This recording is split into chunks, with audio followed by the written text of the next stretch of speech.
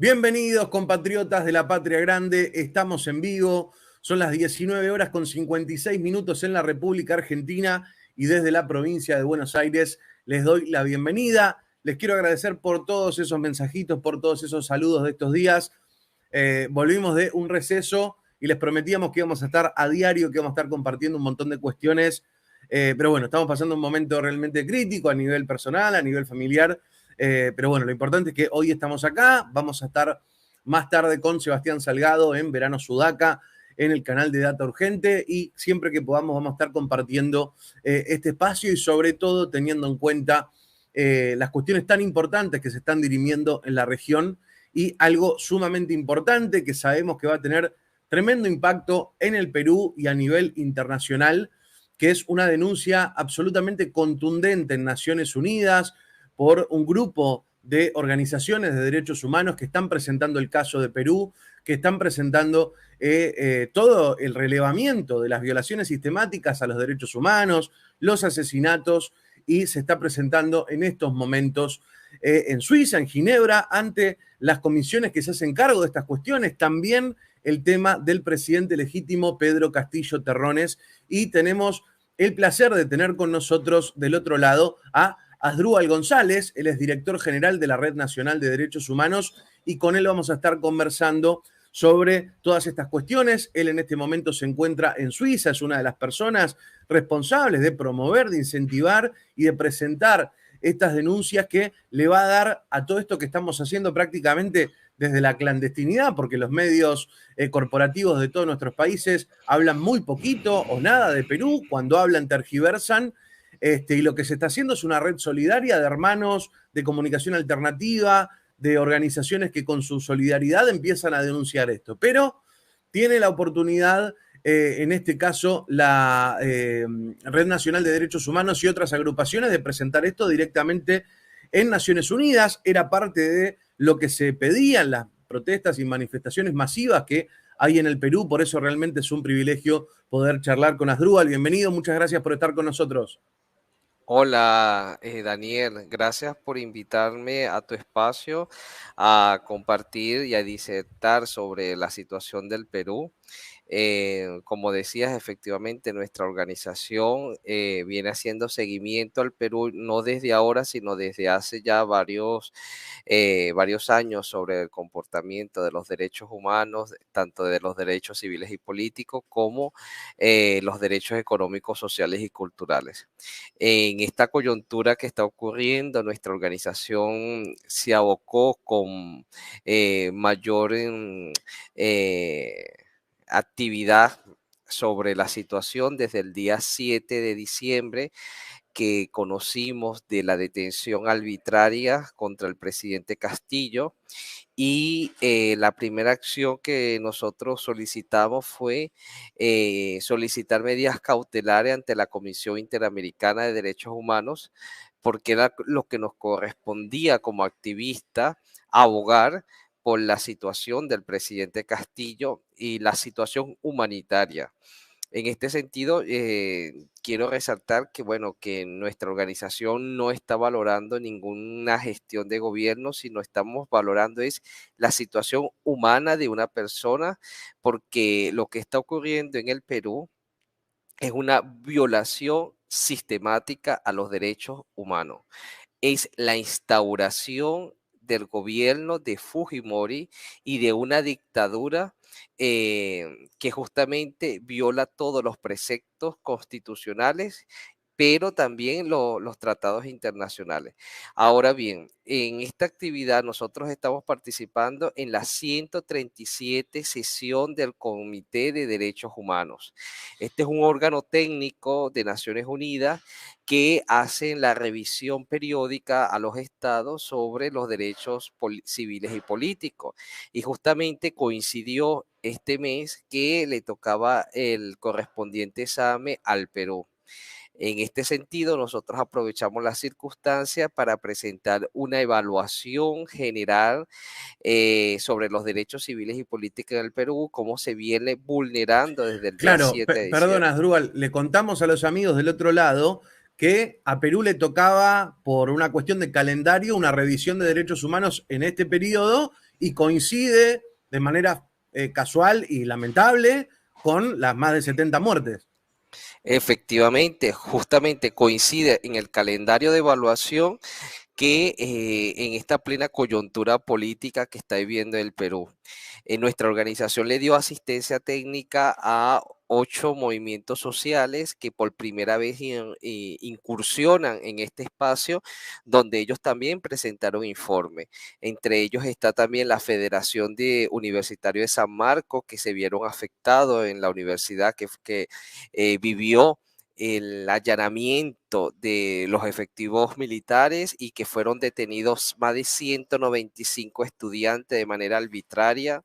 También apoyamos a nivel técnico a la organización FREDEPA, que es una organización que está siendo criminalizada y estigmatizada y perseguida por justamente pedir el proceso constituyente. En Perú, ahorita, pedir la constituyente ya es un signo de persecución política y ya lo están catalogando de terrorismo.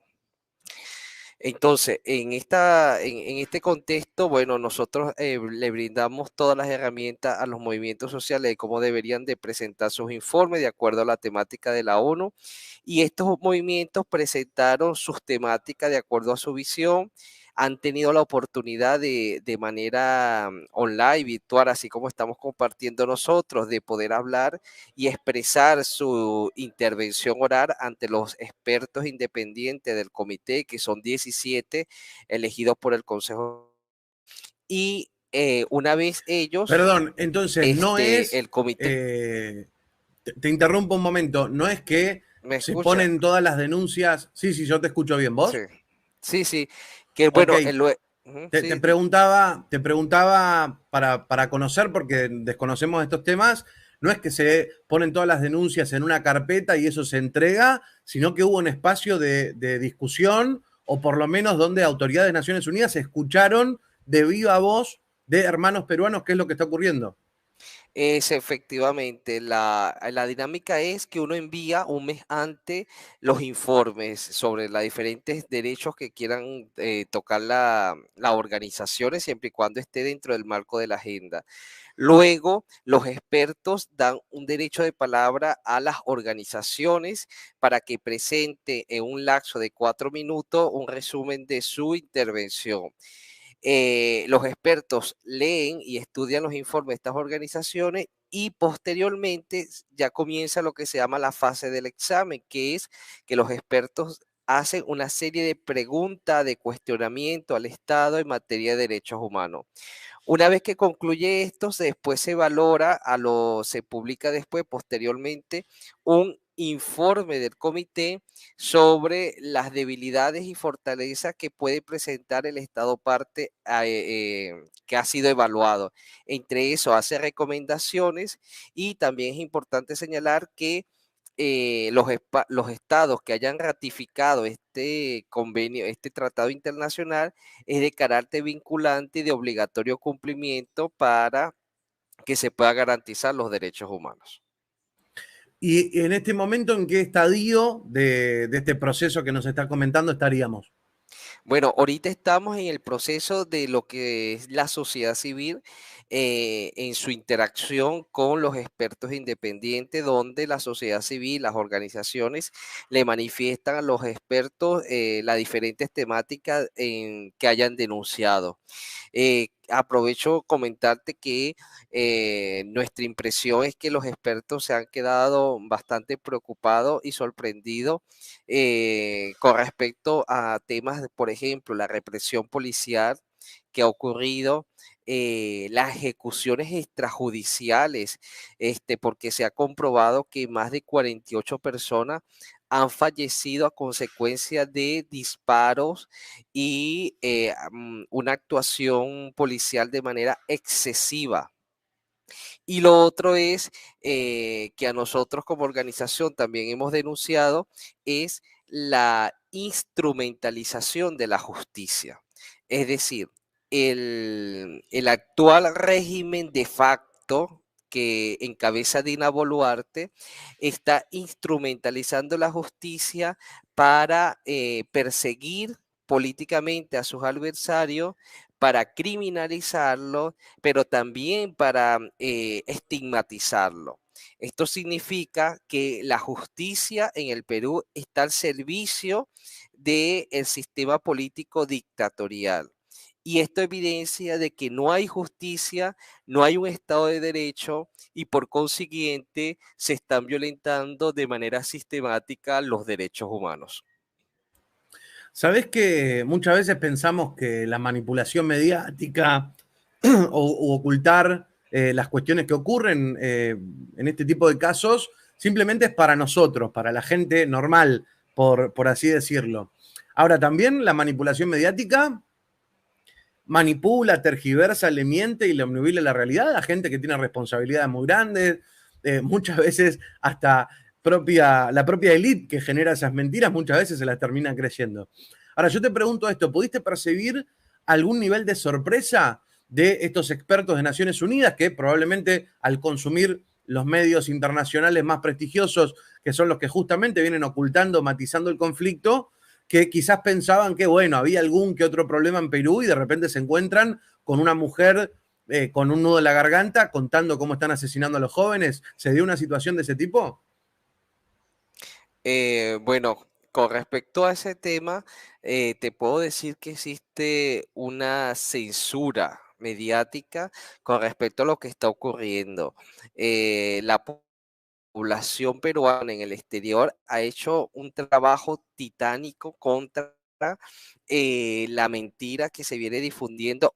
Ya yo creo que no sé si decirle mentira o hasta silencio, porque ya muchos medios, ante tanta evidencia, las grandes corporaciones lo que hacen ya es silenciar y sacar de la parrilla informativa lo que está ocurriendo en el Perú.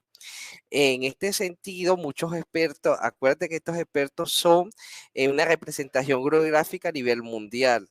Entonces, hay otros expertos que no conocen bien la situación cercana de Sudamérica y se desconocía que había ocurrido un golpe de Estado.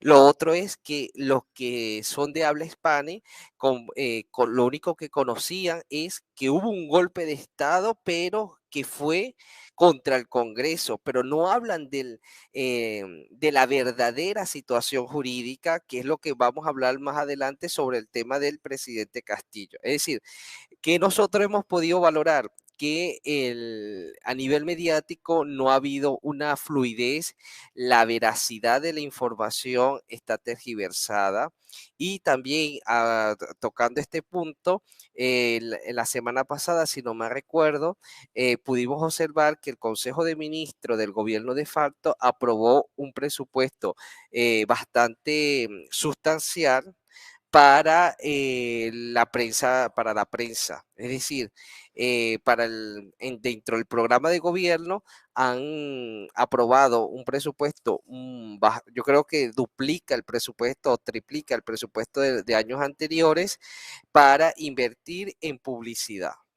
Desde que se publicó esto hace 8 días, hemos visto que la prensa de alguna otra forma ha cambiado con más énfasis la matriz de opinión y ya se evidencia que no se está, la poca verdad que podía observarse en algunos medios ya de alguna otra forma está siendo tergiversada.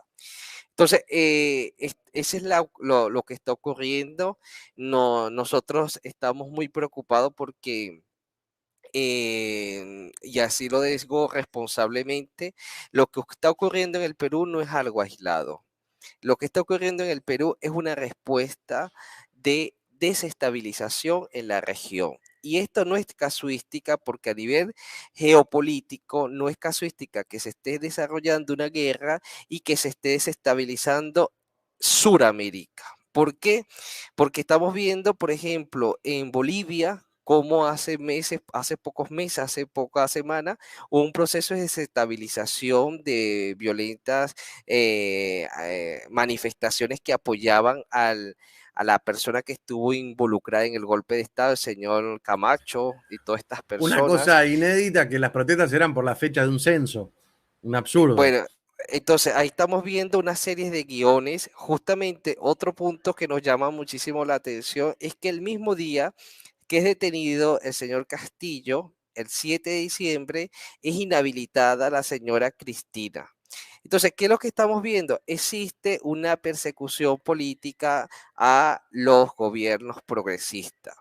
¿Y por qué nosotros lo estamos viendo así? Porque realmente está ocurriendo un asedio a las organizaciones emergentes como la CELAC para desintegrarla.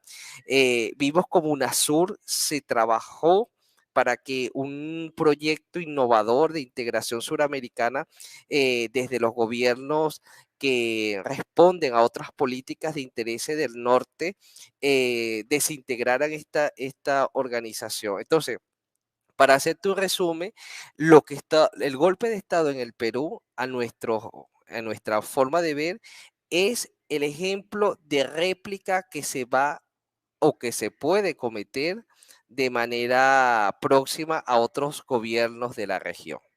Están aplicando el mismo guión que se aplicó con Bolivia. ¿Qué ocurrió en el Bolivia? Montaron un gobierno de facto por un año, pero no se esperaba que la población iba a resistir a la represión y lograran cambiar este sistema dictatorial. En el Perú lo que está ocurriendo es que todo el sistema del Estado está secuestrado y está secuestrado por una corriente que responde a el partido de Fujimori. Entonces, ¿qué estamos viendo? Que nosotros lo hemos planteado desde el punto de vista de derechos humanos que no descartamos que se pudiera estar empleando una nueva estrategia de el Plan Cóndor 2.0. ¿Y qué fue el Plan Cóndor? Justamente a través de gobiernos dictatoriales reprimir a la población, a la sociedad. Y es lo que estamos viendo que está dentro de la palestra, dentro de la situación que ocurre en el Perú. Muchísimas gracias del otro lado, Maciel, por todas esas palabras lindas, por apoyar este espacio. Tremendo y contundente lo que nos está comentando Asdrúbal. Es algo maravilloso porque son un montón de cuestiones que nosotros podemos expresar en este tipo de espacios, que las conocemos sobremanera, pero ellos tienen la oportunidad de estar planteándolo en una mesa de discusión muy importante, de poder estar contándole estas verdades tan ocultas que vemos incluso sabemos cuánto dinero se invierte para ocultar todas estas cuestiones. Ellos están pudiendo trasladarlo directamente a quienes se encargan de la cuestión de derechos humanos en Naciones Unidas, agradecerles enormemente por el trabajo que están haciendo. Y antes de pasar al segundo punto, a la segunda noticia que me parece a mí que marcan un poco la agenda de lo que están haciendo ustedes allí en Ginebra, quería preguntarte qué esperan ustedes del dictamen final, qué esperan ustedes de lo que después va a terminar exponiendo Naciones Unidas a raíz de este relevamiento y de escuchar a estas organizaciones que están contando nada más y nada menos la historia de masacre en las calles del Perú. Y bueno, nosotros primero esperamos que este organismo responda con sindéresis, con objetividad, con imparcialidad y que no se imponga nuevamente los intereses políticos o las presiones políticas como en otras oportunidades hemos visto. En este sentido, lo más lógico es que exista una condena.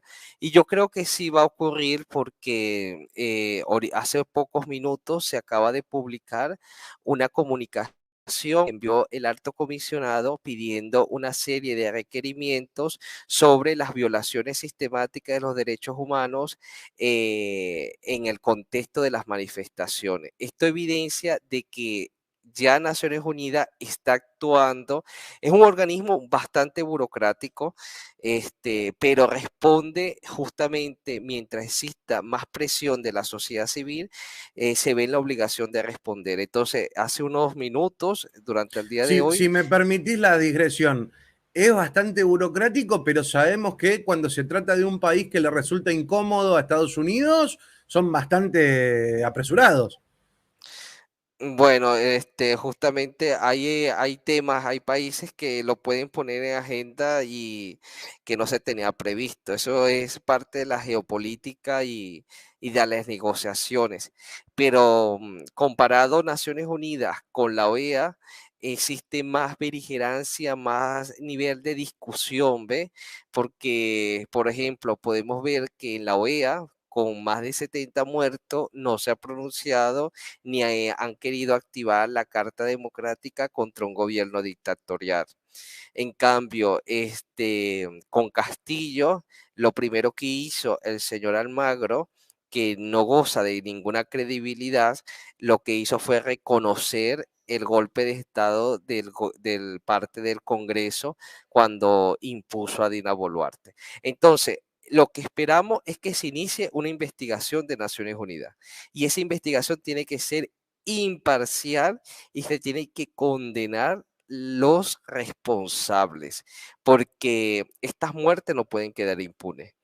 Y bueno, y para eso están las personas, la sociedad civil, los movimientos, las organizaciones como la Red Nacional de Derechos Humanos, que está haciendo un trabajo y que estamos haciendo un trabajo para ello, para que se da visibilidad a las personas que no tienen voz, que están olvidadas por los medios de comunicación, pero que están sufriendo enormemente la represión de una dictadura. Vamos a pasar entonces a la segunda cuestión que ustedes están presentando, que es justamente el caso del presidente legítimo Pedro Castillo Terrones ante el grupo de trabajo de detenciones arbitrarias de la ONU. Y me quedé con algo que mencionabas recién, de que muchos de los expertos de la ONU tenían alguna noción de que hubo un golpe de Estado en el Perú, pero pensaban que era un golpe de Estado que dio Pedro Castillo al Congreso. Y lo que termina resultando, y esto es bastante sencillo de explicar, si alguien da un golpe de Estado se queda con el poder. En el caso del Perú, Pedro Castillo está preso, fue encarcelado incluso aún teniendo fueros, y quienes están gobernando y asesinando al pueblo es el Congreso. Entonces, digo, hasta de sentido común pareciera ser, pero bueno, nosotros contamos con información que es un poco quizás el gran valor que tiene esto que están haciendo, que es poder hacer que se entere esta gente de que la cosa no es como se la están pintando las grandes agencias internacionales. Pero hablemos un poco de esta presentación sobre la cuestión de Pedro Castillo y sus derechos no solamente políticos, sino también sus derechos humanos. Bueno, con respecto a la situación del presidente Castillo, como te comentaba, nosotros nos abocamos a conocer su caso y a apoyar su situación humanitaria desde el día 7 de diciembre.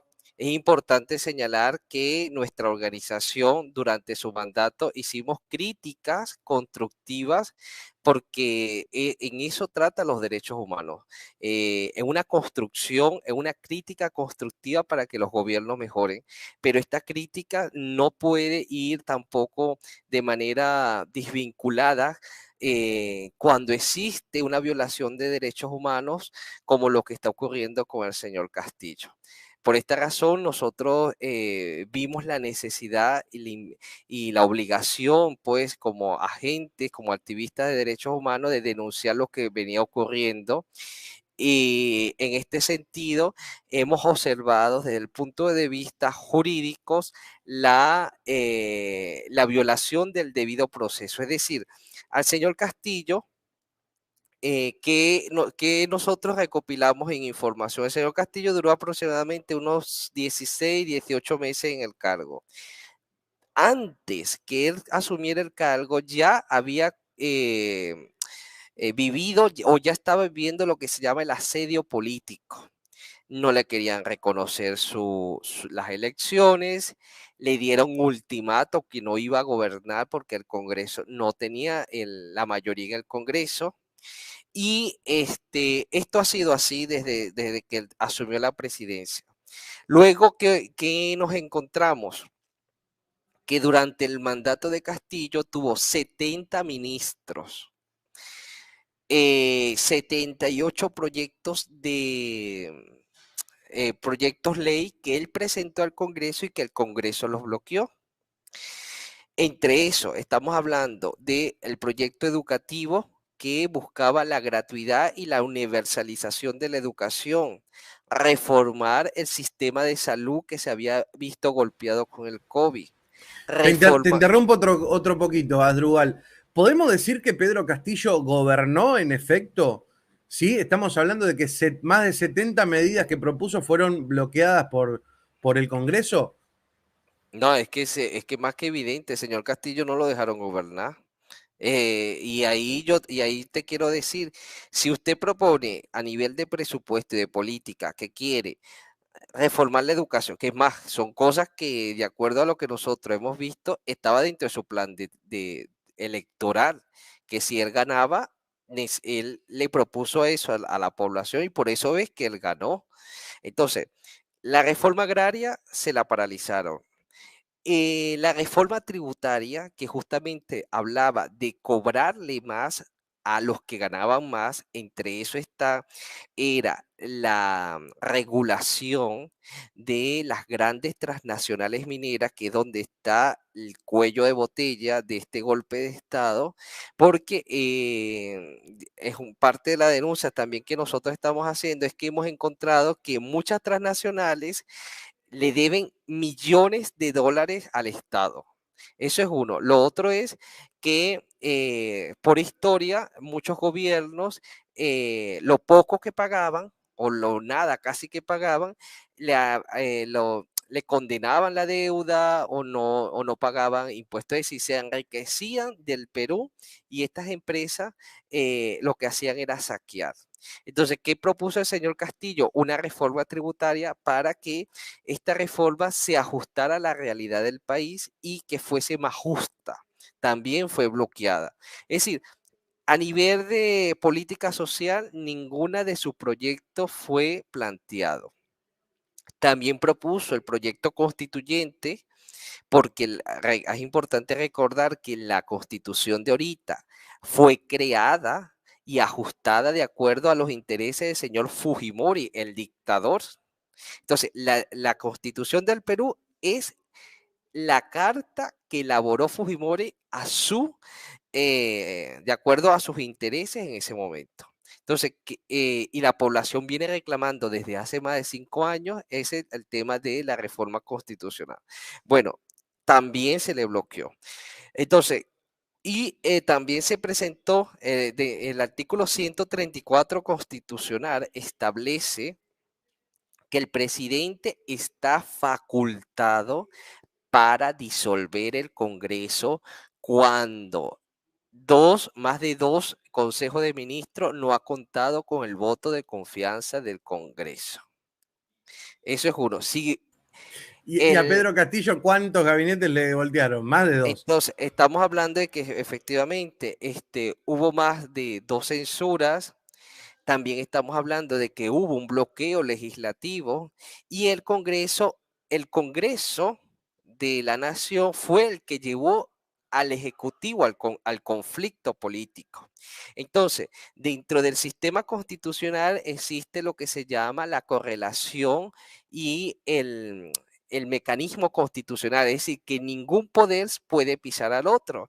Si bien es cierto, el Ejecutivo tiene la facultad de disolver el Congreso cuando existe estos requisitos que establece la Constitución, también el Congreso tiene la facultad de vacar al presidente siempre y cuando cumpla con los requisitos. Es decir, ambos poderes tienen que cumplir una serie de requisitos para que se pueda generar estos preceptos o estos supuestos, mejor dicho. ¿Qué ocurrió? Que el día 7 de diciembre el señor Castillo, con toda la presión que estaba ocurriendo y de acuerdo a lo que nos informa su abogado, hace una valoración y dice, mira, efectivamente existen las condiciones para que se pueda disolver el Congreso porque ya el Congreso ha extralimitado las causales para ser disuelto.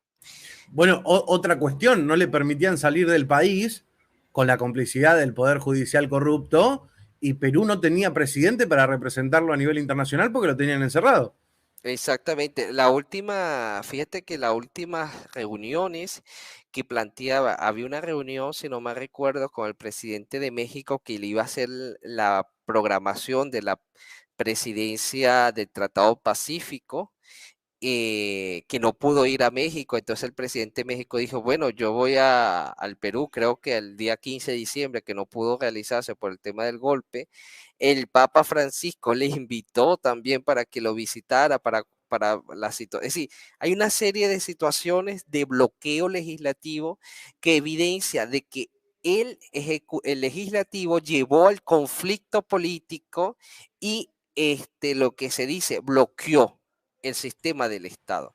Y Ahora, razón yo por veo, ello, por ejemplo, acá en el chat tenemos un montón de hermanos y amigos de este espacio, pero también gente que agarra y empieza tucos, hijos de puta, y a insultar y poner sus barbaridades. Yo le pregunto, digo, al margen de la ideología, para un peruano o para cualquier persona que tiene un gobierno, es indecente y es absolutamente descabellado vivir en un país donde el presidente no puede ir a participar de una reunión internacional, no puede ir a visitar al Papa o a quien se le cante, porque el pueblo votó de manera libre y democrática a un presidente para que lo pueda representar. Si el Congreso no le permite al presidente representarlo en una de las tareas más importantes que tiene un presidente, que no es andar viendo cuestiones simplemente internas, sino la inserción del país, en este caso Perú, en la geopolítica y en la representación con los demás estados. Y yo percibo que probablemente sea fruto de la enorme manipulación mediática que hay, que para muchos peruanos eso le parece normal, que su presidente no pueda salir del país. no, mira, yo creo que esto responde al plan del golpe. ¿Por qué? Porque necesitaban aislarlo.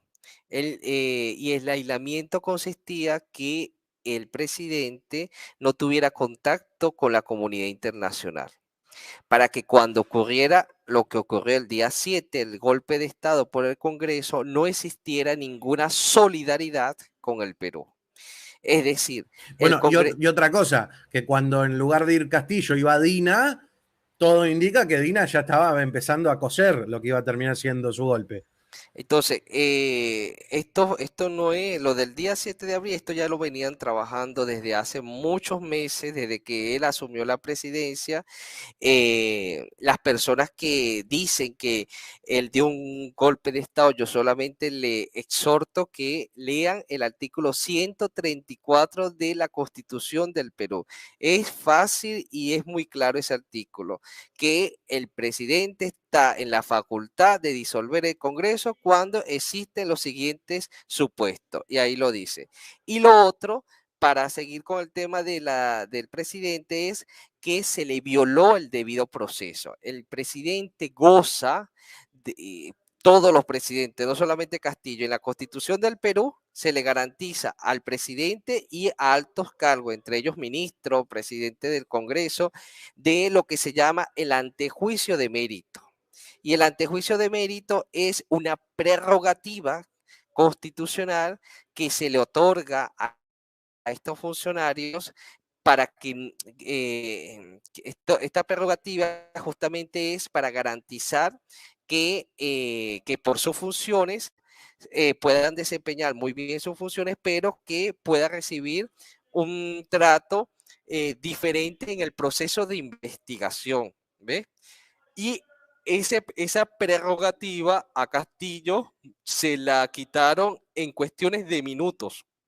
Es decir, la propia Constitución del Perú en su artículo 99 y 100 establece que el presidente podrá ser denunciado, pero para que se pueda denunciar al presidente tiene que cumplir una serie de pasos. Se tiene que presentar una denuncia ante la Comisión de Constitucionalidad. La Comisión de Constitucionalidad abre el procedimiento, lo convoca, el presidente tiene que ir con su abogado para ejercer la legítima defensa y el exponer de la situación de la que se le acusa. Luego esta comisión emite un informe, la comisión hace una elección entre ellos, si el informe o no lo aprueban o no, y de ser aprobado, después este informe pasa a la plenaria. Estamos hablando de que esto lleva hasta semanas. Y a Castillo, en cuestiones de menos de una hora, le quitaron el cargo, no tuvo, a él lo vacaron sin derecho a la defensa.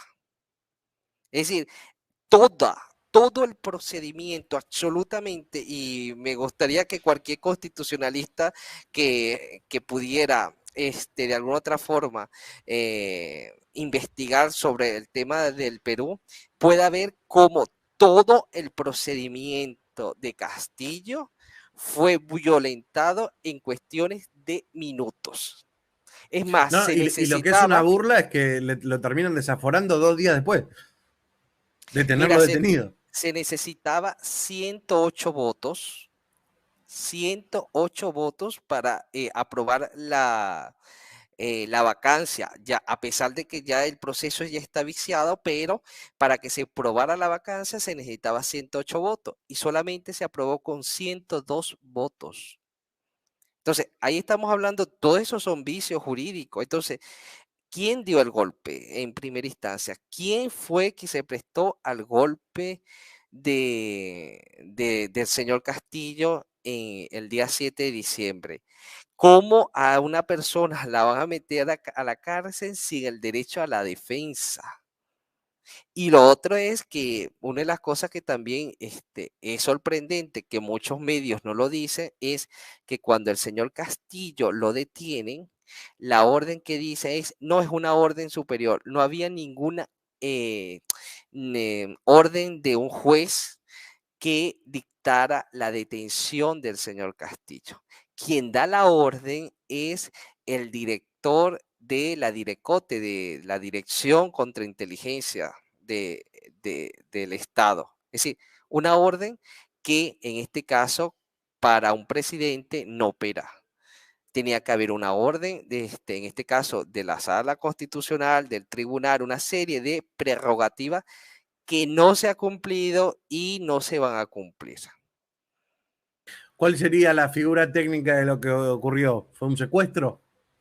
Para nosotros, yo creo que ya es que no sé si lo querían desaparecer, porque yo creo que si no hubiese cámara lo hubiesen dicho que se resistió y hasta lo hubiesen matado, porque hay un video que no lo sacan por los medios, nosotros lo hemos visto.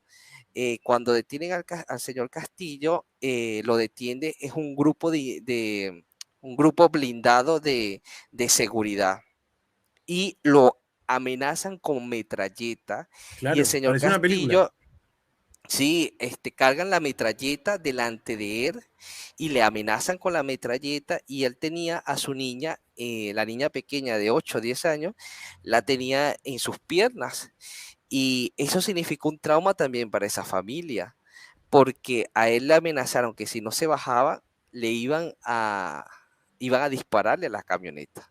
Una persona que ni siquiera tenía armamento. Es decir, eh, vea el nivel de violencia y el nivel de brutalidad que se ha llegado con esto. Y por eso es que decimos que en el Perú no hay Estado de Derecho. Y una cosa que también es importante señalar, que la persona que amenaza a Castillo, el militar, al parecer, de acuerdo a lo que nos ha informado, era, creo que asesor o trabajó muy de cerca con el señor Montesino. Entonces, ahí estamos viendo todo el sistema, cómo se quiere instaurar nuevamente. Y bueno, eso fue el día 7. La familia del señor Castillo, hemos tenido información que está siendo perseguida. Una de sus hijas, su hija adoptiva, le han creado carpetas. Por eso es que le digo, este es un sistema de que se está instrumentalizando la justicia. Al señor Castillo cada día más le crean carpetas porque alguien viene y dice, no, es que me dio dinero. Ok, usted es un testigo protegido, fírmeme aquí. Y sí, fíjate que ahorita acaban de decir que le van ahora de organización criminal. Es decir, hay una serie de instrumentalizar, están utilizando la justicia como ocurre en Argentina Eso para estaba pensando, digo, si conoceremos eso. con el tema de Castillo. Creo, es que no sé si exagero, pero estamos hablando, creo que pasan más de 30 carpetas. Es decir, yo no sé hasta de qué le van a acusar al señor, pero yo creo que le quieren condenar hasta para la otra vida. Es decir, esto ya extralimita la realidad. Adrúbal, ahora continuamos con la persecución a su familia, pero me quiero detener un poco en esto, de que justamente una de las claves del lawfare, de la guerra judicial, es primero demonizar y deshumanizar al enemigo, para que después, cuando se hace esto de inventarle causas absurdas o vulnerar sus derechos, eh, esté de alguna manera naturalizado o a la gente no le parezca el escándalo que es. Ahora, ustedes figúrense, vamos a poner un ejemplo de algún presidente occidental al que los medios cuidan, un Macron. Imagínense que a Macron el Congreso no le permite ir a tener las reuniones internacionales, imagínense que se meten en la casa de la familia de Macron y amenazan con armas a la abuelita, a la esposa, a los hijos. Imagínense que lo detiene un militar con una ametralladora y le dice, si no baja del auto, le reviento el blindado a disparos con arma de guerra, y eso sería un escándalo tremendo. Ahora, cuando fueron construyendo esta figura de Castillo con todas las cantidades de barbaridades inmorales que plantean los medios de comunicación y también el profundo racismo que oportunamente Andrés Manuel López Obrador se dedicó a destacar muchos meses antes de que terminara ocurriendo esto, bueno, es más fácil ir y vulnerar y arrasar con todos esos derechos. Yo te quiero, bueno, vos recién mencionabas Argentina, ni hablar este juicio vergonzoso que fue incluso hablando de tiempo, al mismo tiempo que el golpe que le dan a Castillo, la inhabilitación perpetua a Cristina Fernández de Kirchner para ocupar cargos públicos en un juicio donde no había una sola prueba, donde todos los jueces jugaban al fútbol con los fiscales en un predio que es propiedad de Mauricio Macri, digo, un escándalo, una vergüenza, pero claro, fueron construyendo durante más de 15 años una figura de tratar de demonizar a Cristina con todos sus medios de comunicación para que después a la gente le resulte natural. Ahora, ¿cómo es esto, Adrúbal, que me parece que también es parte también de esta presentación, vos corregime si me equivoco, la cuestión de su familia? Porque vos recién mencionabas, por ejemplo, a la hija adoptiva, pero también hubo situaciones como, por ejemplo, que se metan a su casa mientras él era presidente, el hecho de una señora mayor descomponiéndose porque veía cómo se le metían en la casa como si fuera, no sé, un allanamiento de la DEA, y estamos hablando de la familia presidencial. Sí, mira, tú comentaste algo que está unido a esta situación, que es la discriminación y el racismo. El señor Castillo viene de las bases, es decir, el señor Castillo es un maestro, es un docente rural y por esa condición en el Perú, de manera despectiva, de peyorativa, le califican de, creo que la palabra es cholo, es decir, es una palabra despectiva. Y las élites no reconocían que el jefe del Estado podría venir de las masas. Entonces, partiendo de esa realidad, también se construye todo el rechazo élite y económico que recibió Castillo. Entonces, la familia, que también es una familia bastante humilde, y te lo digo porque me consta que he podido interactuar conversaciones con ellos, están viviendo un trauma porque la señora de alguna otra forma se tuvo que ver en la obligación de salir porque la señora también la querían imputar, no, bueno, la habían imputado, pero corría el riesgo de que hasta le quitaran los niños. Es decir, esto estaba llegando ya a un extremo que ya parte hasta de lo fantasía. Esto parece una película de terror. A la hija mayor también le están abriendo unas expedientes que ya pasa hasta el tema de corrupción, que sin pruebas, porque de acuerdo a la última declaración que todo se basa, y ahí hay una cosa a nivel jurídica importante señalar, es decir, una persona que está detenida, viene la fiscal y le dice, bueno, si tú quieres declarar en contra, te declaro testigo protegido, te doy un beneficio de pena y tú dices que el personaje te dio tanto dinero. Sí, así son parte de lo que está ocurriendo con los casos con referente a Castillo. No han respetado, es decir, esto, los padres del señor Castillo son unas personas mayores. En una oportunidad le allanaron la vivienda siendo el presidente. Y esto demuestra, como te decía, que esta es una brutalidad. Estas personas están actuando con ensañamiento y lo peor de todo es que esta persona ya han secuestrado el poder y para que dejen el poder no le van a importar las vidas que se carguen. Ya se han cargado 70 vidas y la única manera que esto lo puedan paralizar es la comunidad internacional, porque ya esto es, ya no, ya esto sobrepasa lo político, esto es un control militar influenciado por potencias extranjeras que buscan es saquear los recursos del Perú y tenerlo bajo su dominio. Esa es la realidad que está ocurriendo en el Perú. Es una realidad bastante triste, bastante difícil de asimilar y lo único que pedimos como organización es que los gobiernos levanten su voz. Sabes que una de las cosas que como como activista que me preocupa, pero también que me llama la atención, es que ha habido poca solidaridad en la región. Y yo valoro el coraje que ha tenido el presidente de México, que no ha titubeado en denunciar, además le dijo espuria en su cara a esta señora. También el coraje que ha tenido el señor Petro.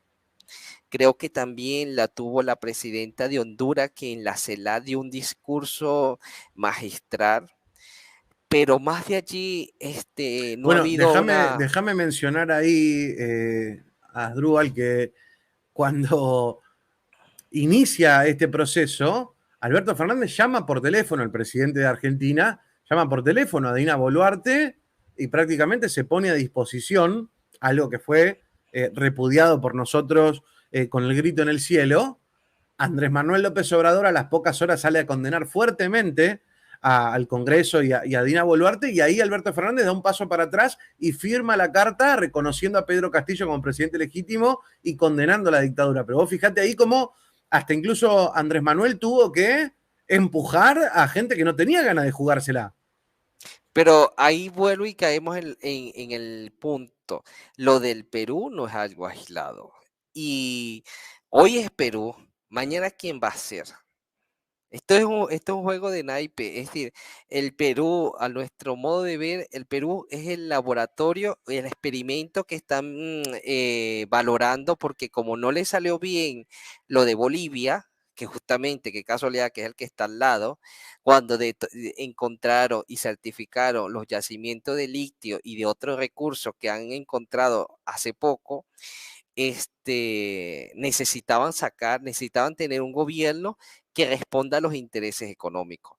Entonces, eh, como te decía, me preocupa esta poca solidaridad, porque si no existe una solidaridad a nivel político de la hermandad de Latinoamérica en condenar estos gobiernos dictatoriales, nos podemos ver que a la final nos podemos estar frente a una costumbre. Es decir, hoy es Perú, mañana otro país y bueno, ya pasará y la situación se va normalizando. Y cuando veamos, Bueno, pero es que fuimos testigos de la seguidilla Honduras, Paraguay, que se terminó llevando puesto a todo el continente hace 15 años, 18 años. ¿no? Y cuando vengamos a ver, tenemos nuevamente un Fujimori, un Pinochet y así sucesivamente en los gobiernos de la región y sí, nuevamente dominando a nuestros pueblos. Entonces, esto tiene que seguir denunciándose Lo que nos queda, Daniel, es la comunidad internacional. A nivel interno, la información que nos llega es que no hay Estado de Derecho. Y aquí te quiero decir algo. En la investigación que nosotros hicimos a nivel de derechos humanos, hay un capítulo que se llama Independencia de Poder. Y qué casualidad que la señora fiscal presuntamente está incluida, involucrada en una serie de delitos como delincuencia organizada. Y ella fue asumida, si no me recuerdo, el día en junio del año pasado. Y la primera situación que hizo, no sé si ustedes están al conocimiento, que la hermana de la fiscal está involucrada en un delito sobre delincuencia organizada, tráfico de influencia. Esta hermana de la fiscal es juez. Y esta jueza, conjuntamente con otros magistrados, estaban siendo investigados porque beneficiaban determinados casos, especialmente de narcotráfico.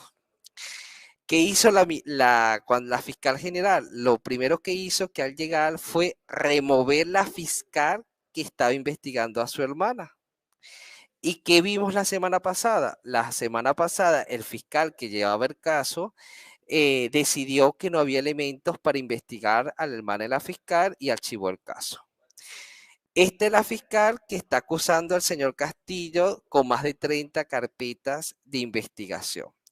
Pero más a eso es que el esposo de la fiscal está involucrado, tiene empresas mineras de las cuales tienen grandes deudas con el Estado y hasta hace poco la propia fiscal de la Nación, según lo que nosotros nos han llegado la información, es que estaba vinculada como accionista a empresas mineras.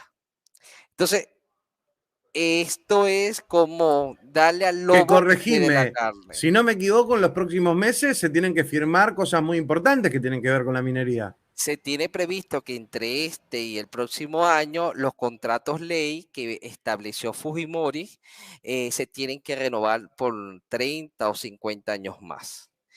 Y bueno, justamente estos contratos ley lo que establece es seguir explotando, expoliando las tierras del Perú de manera impune y sin ningún tipo de reconocimiento a los pueblos hermanos, a los pueblos indígenas. Y otra cosa, el daño ambiental que está causando nada más en lo que se llama el sector Madre de Dios, que es un sector minero donde existen violación a los derechos humanos, corrupción, narcotráfico de todos los niveles. Ahí hay 50.000 hectáreas afectadas de la extracción minera. Estamos hablando contaminación del suelo, contaminación de las aguas, la contaminación por los productos químicos que están utilizando está generando malformación en algunos temas, está generando enfermedades de cáncer. Es decir, esto es trascendental. Por eso es que necesitaban sacar al señor Castillo, porque el señor Castillo pidió que los contratos tenían que ser revalorizados.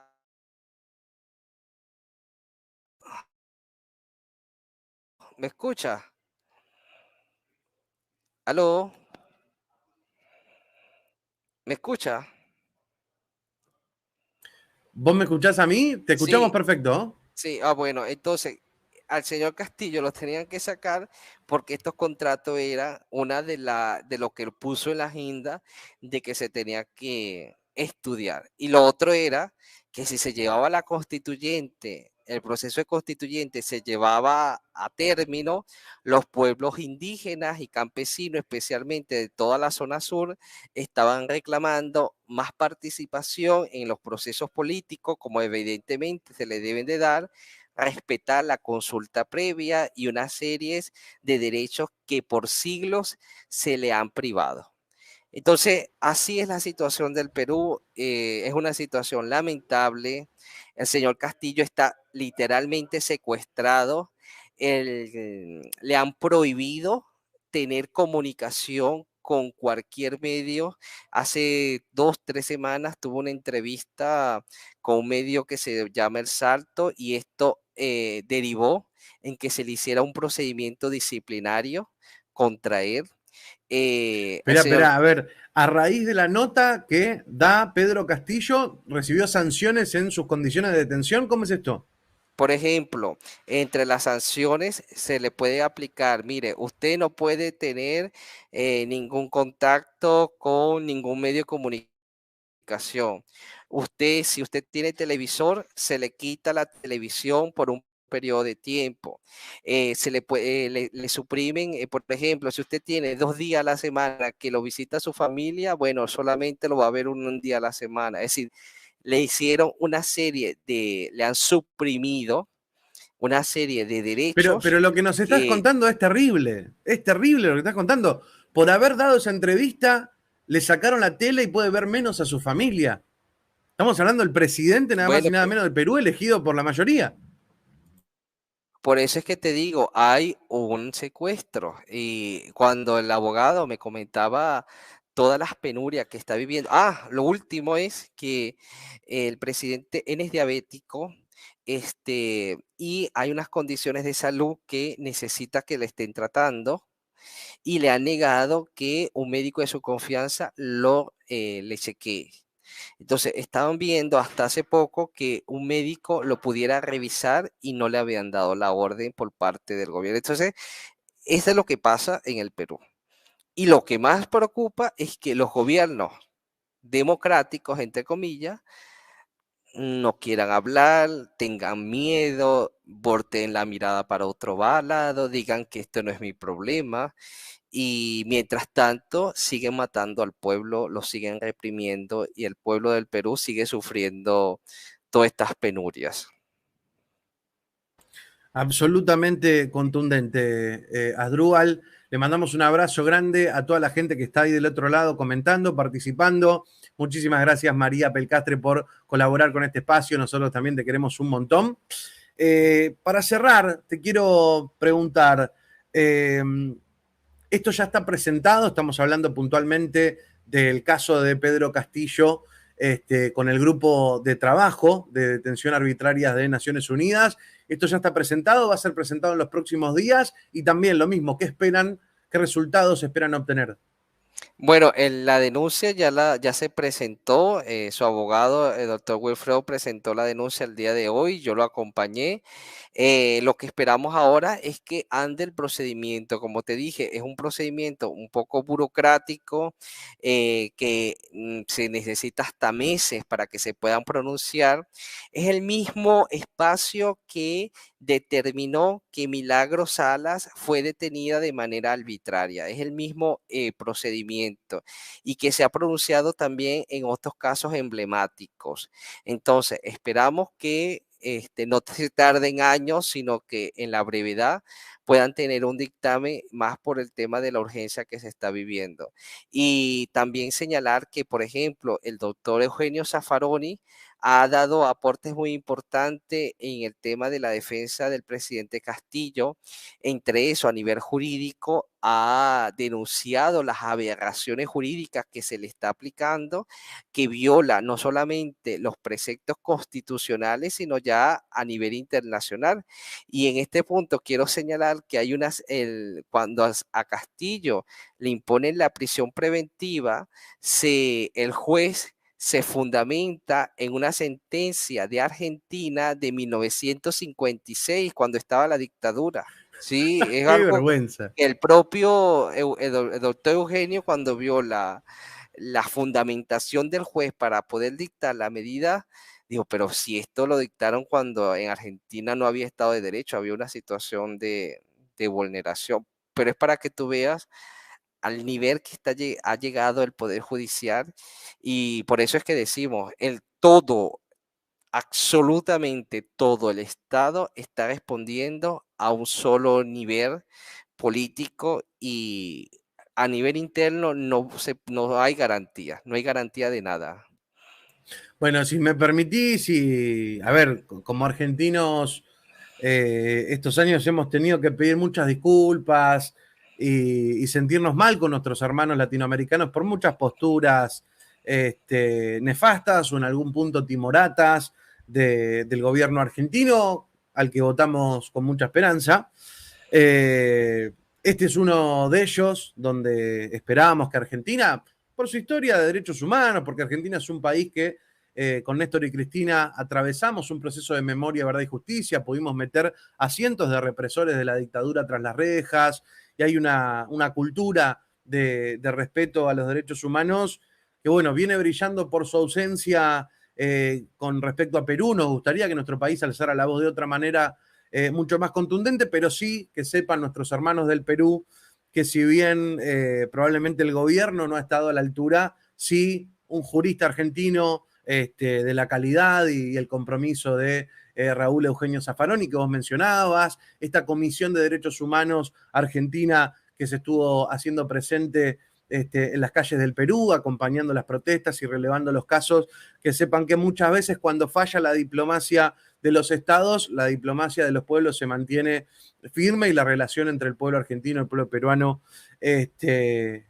trasciende cualquier situación coyuntural.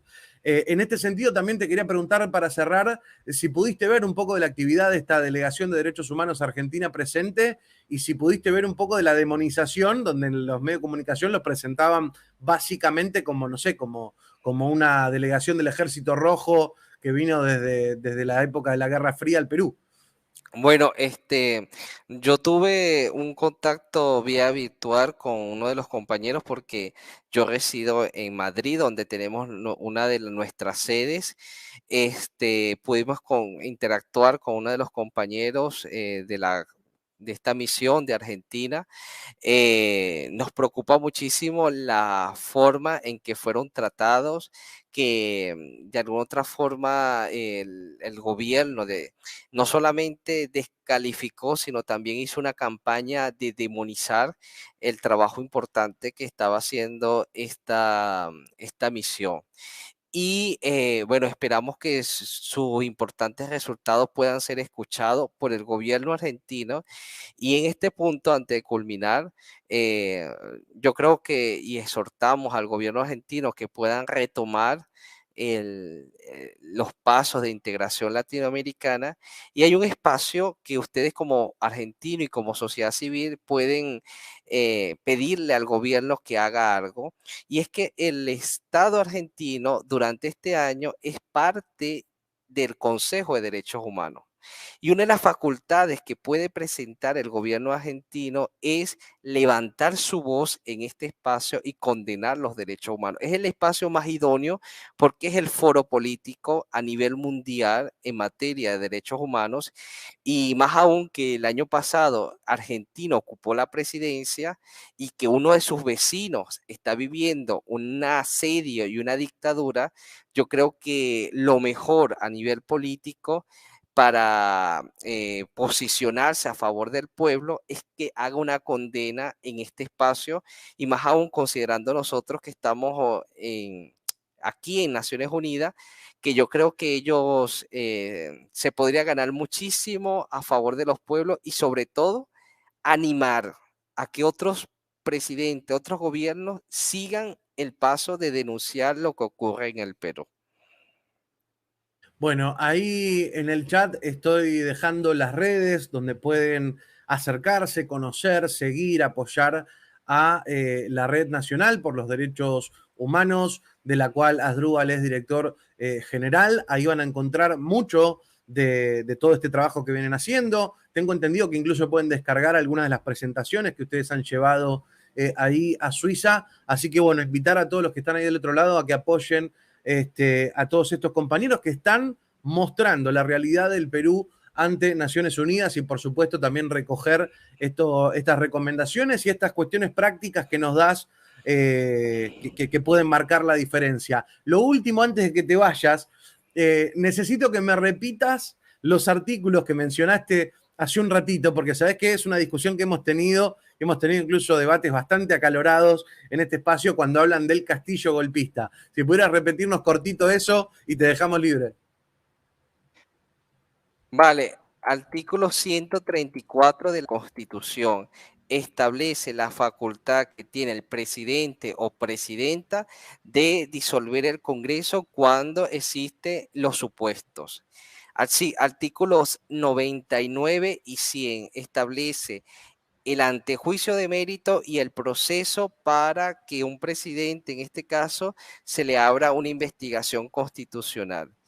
Artículo 89 del reglamento del Congreso establece el procedimiento que se debe de seguir cuando un presidente tiene una acusación constitucional. Todos estos artículos fueron de manera abrumadora violentados y no se fue respetado al señor Castillo. Clarísimo. Tomen nota del otro lado. Igualmente podemos a recortar estos segunditos y lo vamos a mandar ahí por las redes. Muchísimas gracias también por esto. Asdrúbal, un abrazo enorme, infinita gratitud por todo lo que están haciendo y esperemos que todo llegue a buen puerto. Hermano, saludos. Muchas gracias. Adiós. Asdrúbal González desde Suiza, desde Ginebra, estuvo con nosotros. Están presentando esta denuncia contra Dina Boluarte por las sistemáticas violaciones a los derechos humanos y también están presentando el caso del presidente legítimo Pedro Castillo Terrones ante el Grupo de Trabajo de Detenciones Arbitrarias de Naciones Unidas. A Dina se le va a complicar, pero muchísimo, continuar con esta burbuja de impunidad que le han fabricado. Seguramente lee los medios de comunicación y dice, bueno, acá tengo todo controlado este esquema, pero el peso internacional, así como ha ocurrido con la dictadura argentina, así como ha ocurrido con el pinochetismo, también en Chile, la presión internacional es poderosa, por más que estén utilizando todo el presupuesto de los contribuyentes peruanos para poner la mordaza a la prensa, no le va a alcanzar con el mundo y no le va a alcanzar con un montón de gente de buena voluntad como ustedes que están ahí del otro lado, prestos no solamente a enterarse, a escuchar, sino también a difundir, a compartir. Yo les quiero agradecer de todo, pero de todo corazón, por el apoyo, por el aguante, por estar ahí del otro lado. Yo les comento básicamente, ahora en aproximadamente 60 minutos vamos a estar junto con Sebastián Salgado en el canal de Data Urgente para un nuevo Verano Sudaca. Vamos a tener un programa realmente muy especial porque vamos a estar hablando de el asesinato. Y me escuchan bien, vamos a estar hablando de el asesinato de Hugo Chávez Frías. Se están cumpliendo 10 años del paso a la inmortalidad del presidente Chávez, pero esto lo han resaltado cantidad de expertos y de analistas de los planes que había para asesinar a Hugo Chávez y de cómo hay cantidad de indicios de que su enfermedad no fue una cuestión biológica, sino que fue una cuestión planificada y motorizada. Vamos a estar hablando con investigadores, vamos a estar recogiendo testimonios, porque a 10 años no solamente vamos a recordar la figura de Hugo Chávez, sino también poner sobre la mesa todos los indicios que hay de que este líder latinoamericano que cambió la historia no solo falleció, sino que fueron por él. Cantidad de indicios, cantidad de investigaciones al respecto, algo de lo que no se habla mucho, pero vamos a estar llevando adelante junto con Sebastián Salgado e invitados. Insisto, en 55 minutos en el canal de Data Urgente. Buscan Verano Sudaca, Data Urgente, y ahí en un ratito nos van a poder estar siguiendo. Yo, ¿qué les estoy compartiendo en este preciso instante ahora en el chat? Acá en el chat, y también lo van a encontrar en la descripción. Les estoy compartiendo que finalmente subimos el último álbum acá a YouTube, Patria Grande, del 2021. Patria Grande, disco que tiene, por ejemplo, Odiadores, una canción que habla de muchachos como este que está acá en el chat que nos dice, no sé, tucos, terroristas, estúpidos. Bueno, una cancioncita dedicada a estos muchachos que vienen a desangrarse acá en los chats. Ahí están viendo el link en el chat. ¿Qué otra canción? Bueno, justamente Patria Grande. ¿Qué otra canción? Libre, la canción que compusimos para los hermanos de Perú, y varias otras. Ya está completo y disponible acá en YouTube. Patria Grande, el álbum completo, los 14 tracks, las 14 canciones, ahí tienen el enlace. Vayan, si lo van a escuchar, no se olviden de dejar un pulgar arriba, de dejar un comentario que no cuesta nada y marca la diferencia, realmente es muy importante. Y bueno, ya habiendo subido toda la discografía, ya tienen toda la discografía disponible acá en YouTube, ya podemos avanzar en la recta final de lo que va a ser la publicación de nuestro nuevo material, que en los próximos días les voy a estar contando cómo se llama, cuántas canciones tiene, dónde lo van a poder encontrar y muchas sorpresas más. Como les decía, les había prometido que íbamos a estar prácticamente a diario. Estamos atravesando un momento muy complejo, así que vamos a tratar de cumplir lo más posible, vamos a tratar de encontrarnos lo más posible. Sepan que cuando no nos encuentran, que vi que alguno estaba protestando por esta intermitencia, sepan que es una cuestión de fuerza mayor, pero estamos haciendo todo lo posible para que podamos estar compartiendo estos encuentros, así que de corazón, gracias. Cuando no estamos y se quejan, es un símbolo de cariño, quiere decir que hacemos falta, así que realmente también se valora ese enojo, esa molestia. También gracias por todos esos comentarios de cariño, de aguante, por toda la gente que colabora con nosotros. Así que me voy a despedir porque, como les digo, ya en 50 minutos nos encontramos Verano Sudaca en el canal de Dato Urgente para hablar de el asesinato a Hugo Rafael Chávez Frías. Lo vamos a estar conversando en vivo. Lo último que les dejo, link importantísimo. Tenemos en la primera descripción del video el enlace de PayPal. PayPal es una manera de colaborar con nosotros que no es el superchat, que es distinta. Lo pueden hacer desde cualquier rincón del mundo y todo lo que llegue a PayPal va a estar destinado a un proyecto especial y particular que estamos trabajando y en el que ustedes van a poder formar parte. Todos los que colaboren, no importa el monto, todos los que colaboren acá a través de PayPal van a figurar en esta producción audiovisual que vamos a estar presentando en los próximos meses. Va a figurar su nombre y su país bien grandes. Así que les insisto, por favor, todos los que colaboren con PayPal van a poder dejar una pequeña descripción cuando hacen la donación. Yo les pido que por favor pongan su nombre, su apellido, como quieran aparecer en el video y entre paréntesis pongan de dónde. De Uruguay, de Colombia, de México, de Paraguay, del país que sea, de España o de, qué sé yo, de Singapur, porque también tenemos locos lindos de latitudes bastante lejos que están con nosotros. Así que, insisto, si quieren formar parte de este proyecto y quieren aparecer en él, vamos a poner su nombre, vamos a poner su país, pero es importante que cuando hacen su donación no se olviden de en la descripción colocar el nombre y la nacionalidad. Hasta acá hemos llegado, gente. Nos encontramos en Dato Urgente en un ratito. Fuerza Perú, seguimos con ustedes.